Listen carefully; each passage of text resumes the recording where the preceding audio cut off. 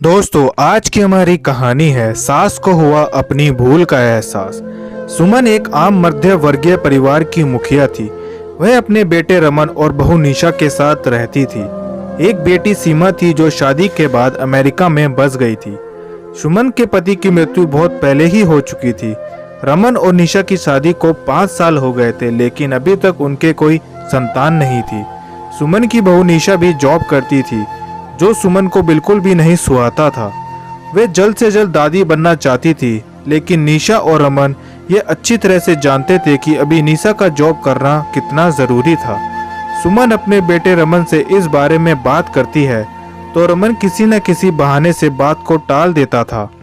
इसलिए वे निशा को ही परेशान करने के बहाने ढूंढती रहती थी ताकि वह अपनी जॉब छोड़ दे। और अभी कोरोना काल में तो मानो उनके मन की मुराद ही पूरी हो गई थी। हालांकि वे दिल की बुरी नहीं थी, लेकिन पोते की चाह में वे ना चाहते हुए भी ऐसा कर जाती थी। अपनी हम उम्र सहेलियों को दादी बनता देखकर उनका मन दुखी हो जाता था। उस दिन भी घर में ऐसा ही कुछ हुआ। ऑफिस में काम की वजह से निशा देर तक सोती रही और सुमन को अच्छा खासा मौका मिल गया। ये क्या बहू, अभी तक सो रही हो? पता है सुबह के 10 बज गए हैं। रमन भी बेचारा कब से उठकर ऑफिस के काम पर लग गया है और तुम हो कि अभी तक सोई पड़ी हो। चलो अब उठकर सबसे पहले चाय नाश्ता बना लो। मुझसे कुछ हो नहीं पाता, वरना मैं तुम्हारे भरोसे कभी ना रहती, खुद ही सब कर लेती। सॉरी माँ जी, वह देर रात तक काम चलता रहा, इसलिए सुबह सुबह ही सो पाई थी, इसलिए समय का पता नहीं चला। आप चलिए, मैं अभी जल्दी से आती हूँ। हाँ हाँ ठीक है, मेरा कुछ नहीं है, पर रमन को देख लो, उसे कुछ चाहिए तो नहीं? कब से उठा है बेचारा। हे भगवान, मुझे जल्दी से ठीक कर दो ताकि मैं ही अपने बेटे का ध्यान रख सकूं, सुमन ने नाटकीय अंदाज में कहा।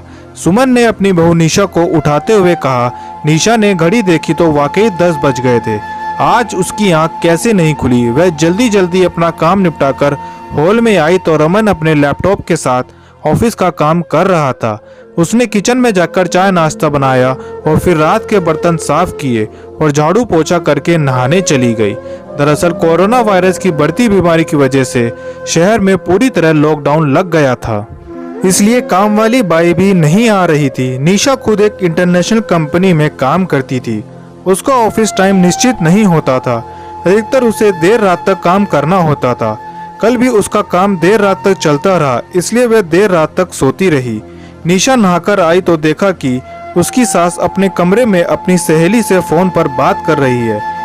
बातचीत में अपना नाम सुनकर निशा सास की बातें सुनने लगी। अरे शारदा, तुम भी अपनी बहू को ज्यादा सर पर मत बैठाओ। बहू को ज्यादा उड़ने दोगी तो कल वो अपनी नौकरी के चक्कर में वह तुम्हें घर की नौकरानी बनाकर छोड़ेगी। मैं तो भाई शुरू से ही निशा की नौकरी के खिलाफ थी। अब करे नौकरी शौक से, पर साथ साथ घर का काम भी करे।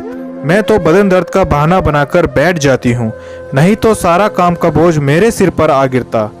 मैं कोई मुफ्त की नौकरानी थोड़ी हूँ। मैं तो कहती हूँ तुम भी यही किया करो। सास की बात सुनकर निशा की आंखों में आंसू आ गए। वह जिस सास को बीमार समझकर उनकी दिन रात सेवा करती थी, उन्हें एक गिलास तक उठाने नहीं देती थी। सारा दिन घर का और रात को ऑफिस का काम करके थकान से चूर होकर भी उफ तक नहीं करती, उसका यह फल मिला उसे।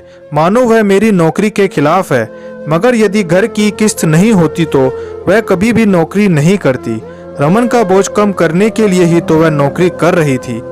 खैर, अभी के मुश्किल समय में वह सास से किसी भी बात पर बहस नहीं करना चाहती थी जिससे घर का माहौल खराब हो, इसलिए वह उनकी बात को नजरअंदाज करके वहां से चली गई।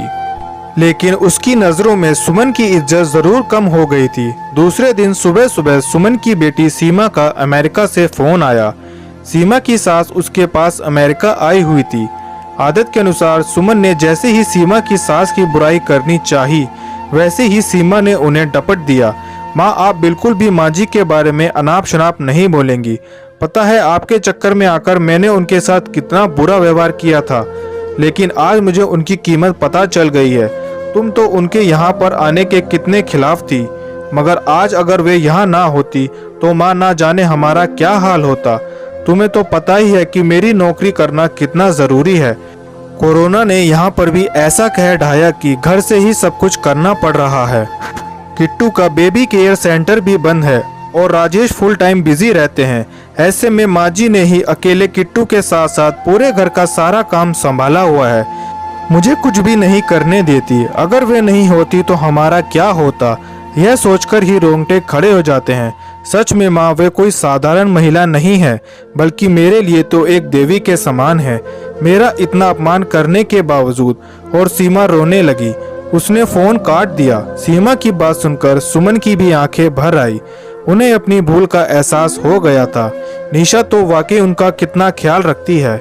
उनकी कड़वी से कड़वी बात का भी बुरा नहीं मानती, उल्टे जवाब भी नहीं देती। वाकई अभी का समय तो एक दूसरे का हौसला देने का है, सारे गीले शिकवे भुलाकर एक दूसरे की मदद करने का है।